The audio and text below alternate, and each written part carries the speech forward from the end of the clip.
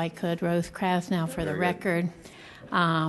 This, of course, is a public hearing on the Subdivision Regulations Rewrite, Chapter 50 of the Code.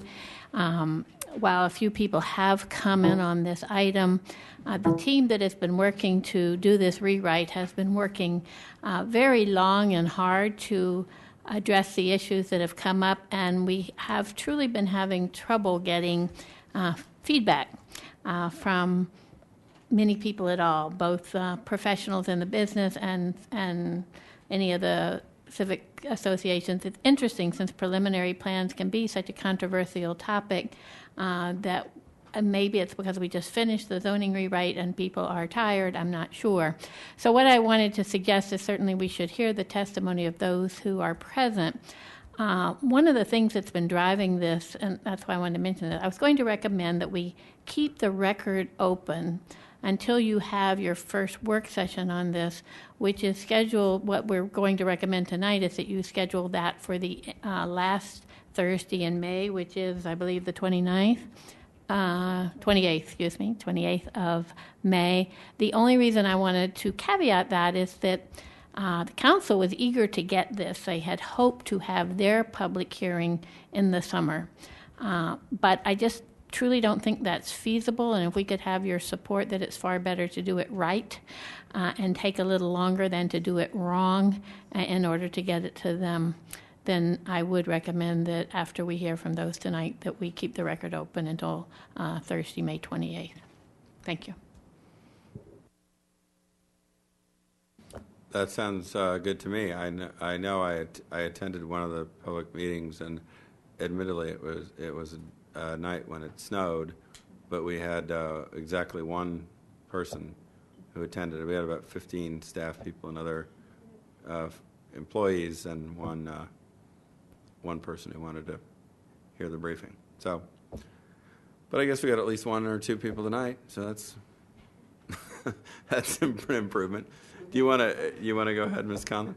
I wasn't going to add too much more tonight, other than, just to remind the board. I'm sorry, for the record, I'm Kathy Conlon with the Development Applications and Regulatory Coordination Division. I'm leading a team of staff who have been involved in the Subdivision Regulations Rewrite. It's an effort that began back in May of 2014, or at least began in earnest, although we've been talking about it since the zoning ordinance rewrite started. We worked on that draft for several months ourselves, and then released a technical draft in November of 2014, and then the first public draft at the end of the month of December in 2014.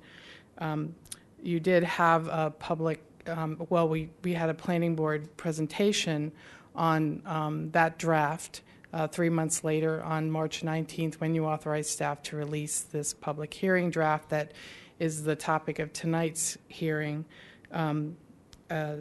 So we're here to have that hearing, and up to this hearing, we received one set of written comments. I believe the board got copies of those because they were sent directly to you. They will be incorporated into our summary that we present to you at the work session. So far, those are the only written comments that we've received, but we do expect some additional comments. At least we've heard from individuals who are interested in providing comments but just couldn't do it by tonight. So we would incorporate all of those as well into the work session presentation. Okay, I guess we should hear from our speaker. That's it, yes.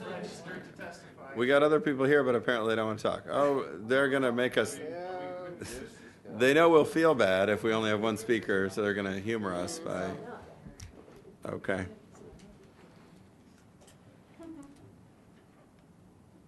But since you signed up, Mr. Sheveko, is that yes? You're welcome to begin.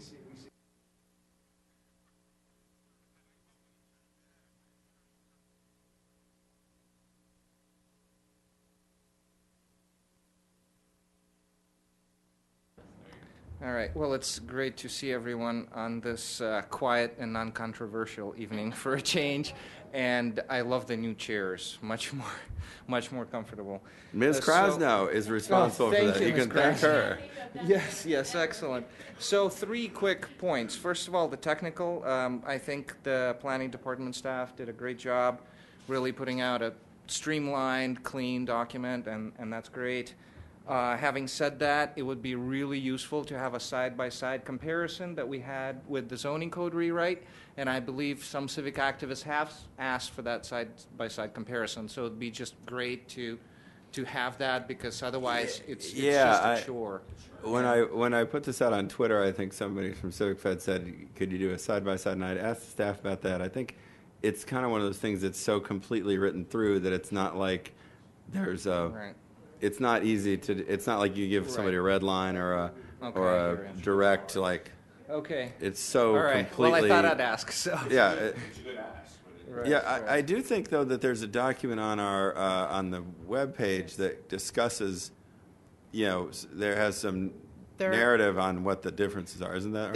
There is a document with a summary of the changes. There's also a comparison document, and where we did take and put it side by side, but the problem is that the sections match up so poorly. It's such a different setup that we have for the rewrite that people found it very hard to find the specific language they were looking for on one side in the new text on the other. What we try to do is section by section of the old code is on one side of the chart, and then where it shows up in the new is on the other. I've been told that it was difficult, but it was the best way. I did find the document you were talking about with the summary on the website, but maybe if you could send if you send the link to me, I'll send it to Civic Fed on Twitter, and everybody can forward it or whatever if they can't find it themselves. Okay. Usually you can just you can find most things on our website, but if people are having a problem finding it, then we can Sure. point you in Okay. that direction. Well, so if I could just get on to my main points now that we're done with the administrative, just 2 overlapping points that really have to do with green space conservation as we're subdividing, and I don't have to tell you that we're losing green space and we're losing tree canopy coverage, not just down county, mid county, but up county as well. And so, in light of that, I was reading the public draft, and I see restrictions of subdivision for environmental protection, but I figure we should also have incentives for subdivision for environmental protection, because I am telling you, for years and years and years, I have heard one story after another. Oh, we would have loved to buy that strip of woods from our neighbors to protect it when they sell out. I hear the story time and time again, but it never happens because the subdivision costs are like 3-4 times the amount of money that a little strip of woods would cost. And so it becomes prohibitive for people, not just cost-wise, but time-wise, to do this, because, everybody's interested. I mean, I literally hear every year, about opportunities like this to save the precious green space, but then when I follow up, nobody has gone into it, because once they learn how complicated the process is, they back out. And so instead of just restrictions on subdivision for environmental protection, I figure we should have protections, and it's not like I have any specific ideas, but for example, in terms of combining a lot and adjoining property, so that's on 51G, if we could perhaps, if that is being done for the purposes of conserving green space, because a lot of times this land, it's not buildable anyways, and if I had time, I could show you many examples. But so if when we're combining a lot and adjoining property, we could perhaps have some kind of a simplified process to just add that strip of woods in a few months, instead of, Lord knows how long. So, so that could be one potential opportunity.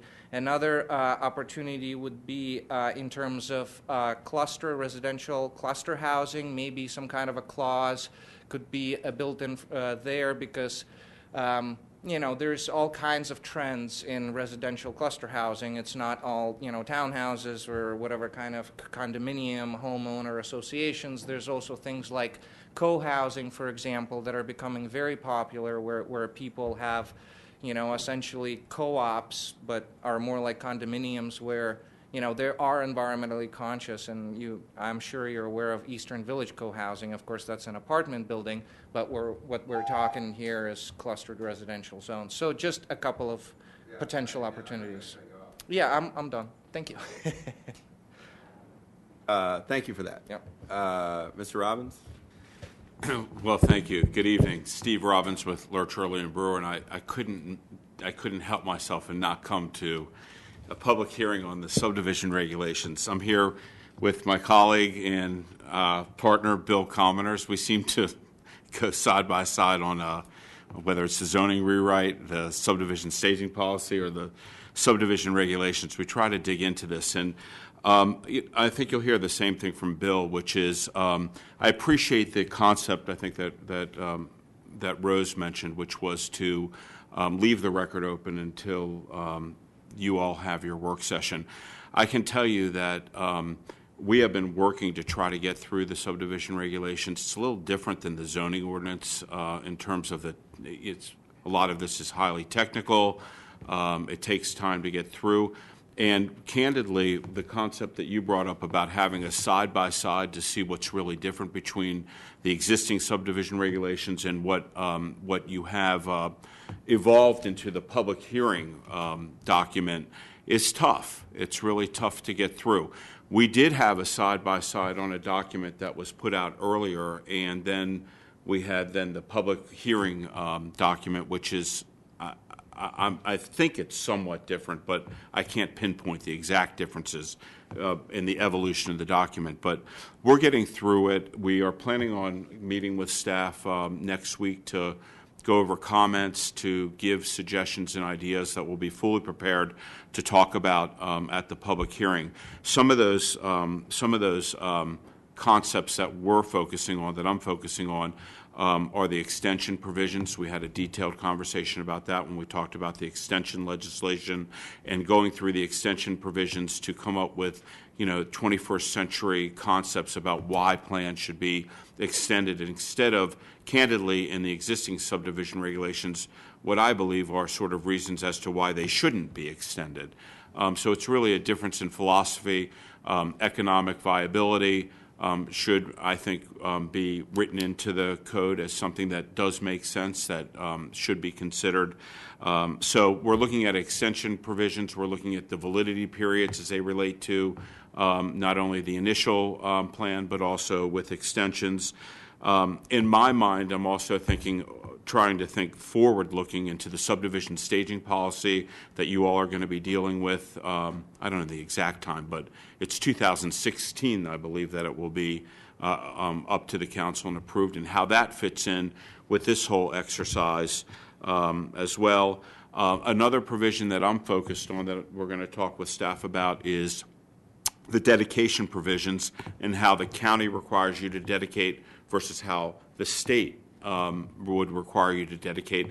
There are differences between dedication and how the state deals with it, which actually they take the property and the underlying property and fee, which is somewhat different, and how that relates to the whole issue of retaining density on the property, et cetera. The goals are all the same, but the techniques, the way the state does it versus the way the county does it, are somewhat different. And while staff and the board have been treating them, I'm assuming I can just finish up, while the staff and the board have been treating them the same in terms of the concept about the dedication, I think it's an opportunity to really spell it out and make it clear so that when you're gone, I'm gone, Kathy's gone, et cetera, that there's no problems. So with that, I look forward to this opportunity to provide a comprehensive list. We've also been working with Mr. Dugan, who could not be here tonight, but he, I think, is the one who you referenced, submitted his his expose on the subdivision regulations, a lot of very good comments.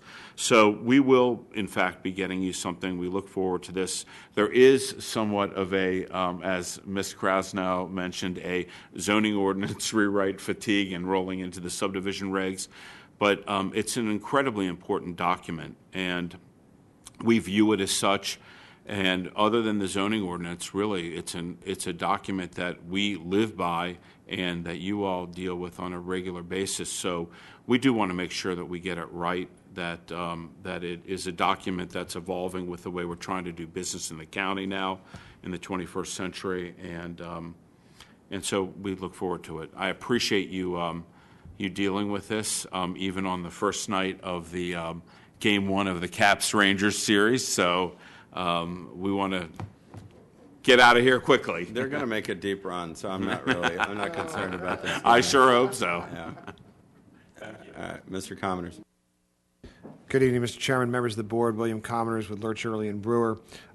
Pleased to join my partner, Steve Robbins, here. We do have a meeting scheduled a week from Monday with staff to talk about this, and the reason that we don't have anything in writing for you at this point is we want to try to economize on our effort and yours. I'm sure that as we go through with the staff the comments that we have found, there will be many, many things that we agree on. And in that case, there's no point in trying to put them down in writing and let you all know that we've done it and agreed on it. Let's just talk about the things where there are either disagreements of substance, of language, or whatever, where we need to have your guidance, or it needs to be a decision that you have or that the council will eventually have. I am confident, just with a number of the things that we have found so far, and reading Mr. Dugan's letter and having Ms. Conlon indicate that they have concurred with many of his comments, that we'll have a similar working relationship and working function on that. And so we wanted to try to give you what needs your input, not the things that don't. And also not write something that is as long or longer than the document itself with comments, because you need to explain what the thought process is about changing something. And we think we can have a good give and take with your staff about that. I agree with Mr. Robbins about the questions of the state highway conveyance. They've changed their rules in the last 10 years or so, and everybody's been working with them as if they are what we think they are, but it would be nice to be explicit. There are a number of things like that that we have all worked on cooperatively over the years, understanding how things should be treated, but it's always been an interpretation or the role of practice and administrative practice, and it would be nice to be clear about that. So things such as the storm drain studies. Every time I go to the DRC, DOT tells me my storm drain study is inadequate because it was done the way Park and Planning wants it done, not the way DOT wants it done, and they need a different one. It would be nice to say, if we need 2 of them, let's do 2 of them, or if we need it done this way, let's do it that way, so that we don't go through that charade each time. And so some of those things that we can clear up with this, I think, will be very helpful. I would urge you, as Mr. Robbins and I think Ms. Krasnow did, this is a very important piece of legislation, or it's going to be a piece of legislation. Give it the time it's needed to do it right. It's been a long time since it's been redone, just like the zoning ordinance. This is just as important. And I think you need to take the time to think through the nuances, the difficulties, the way things are done, both from a physical standpoint but also a timing standpoint, because of how the subdivision process ties in with the zoning and development and permitting process, to make sure that they all can work together in a reasonable time frame, so that we can deal with the need to be economical in our development. So we look forward to that dialogue and continuing this dialogue with you and with the council with our comments. Thank you. All right, thank you all for coming down, and as we've said, the record will be open, so anybody who wants to, if you had some specific ideas about your environmental idea, or anybody else that's got anything to say, it's not too late. And maybe we can work with the staff as well. Sure, absolutely. I'm sure they will be the first to tell you that their door's wide open, and yeah, what else was I going to say? Oh, we should find that link, yeah, so everybody knows where. Oh, I have the link. If you want, I can tweet it out. Okay, yeah, that's great. Boy, we are just into social media. I'm impressed. tweeting out the subdivision regulations. Yeah, it's something I'm brand You new might get a lot of at. followers on I that one. might. You better watch out. You'd be surprised, yeah. Ms. Conlon, do we have to set the public hearing date now? This was the public hearing. The work session, where you don't have to actually set it Yeah. at the hearing, but we think it'll be May 28th. Okay. Yeah, okay. Thank you all.